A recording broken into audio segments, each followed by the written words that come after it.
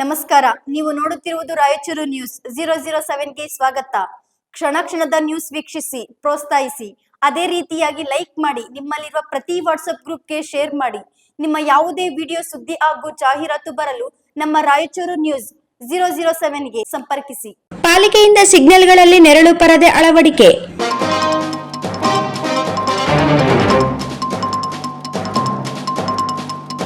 ನಗರದಲ್ಲಿ ತಾಪಮಾನ ಏರಿಕೆಯಾಗುತ್ತಿರುವ ಹಿನ್ನೆಲೆಯಲ್ಲಿ ಮಹಾನಗರ ಪಾಲಿಕೆ ಗಂಜ್ ವೃತ್ತದ ಸಿಗ್ನಲ್ ಬಳಿ ಹಸಿರು ಪರದೆ ಅಳವಡಿಸಿ ವಾಹನ ಸವಾರರಿಗೆ ನೆರಳಿನ ವ್ಯವಸ್ಥೆ ಕಲ್ಪಿಸಿದೆ.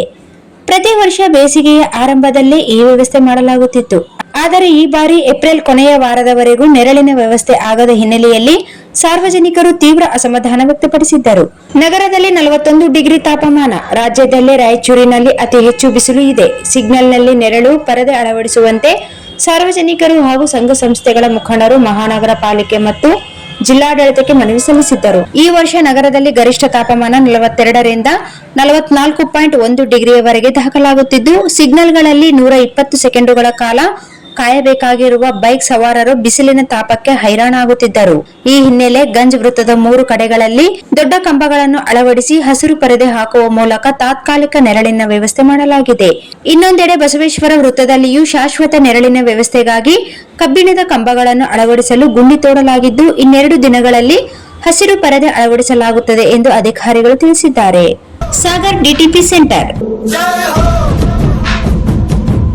ಹಲೋ ಸಂಪಾದಕರೇ, ನೀವು ಪತ್ರಿಕೆ ಡಿಟಿಪಿ ಆಪರೇಟರ್ ಹುಡುಕುತ್ತಿದ್ದೀರಾ? ಹಾಗಾದರೆ ಅವರ ಅವಶ್ಯಕತೆ ಈಗ ಬೇಕಾಗಿಲ್ಲ. ನಮ್ಮನ್ನು ಸಂಪರ್ಕಿಸಿರಿ.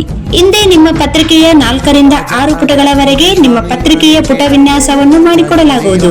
ನಿಮ್ಮ ಯಾವುದೇ ಜಿಲ್ಲೆ ಇರಲಿ, ಯಾವುದೇ ತಾಲೂಕಿರಲಿ, ನಿಮ್ಮ ಭಾಗದ ಸುದ್ದಿಗಳನ್ನು ಹಾಕಿ 4 ಪುಟಗಳ ಡಿಟಿಪಿ ಕಡಿಮೆ ದರದಲ್ಲಿ ಮಾಡಿಕೊಡಲಾಗುವುದು.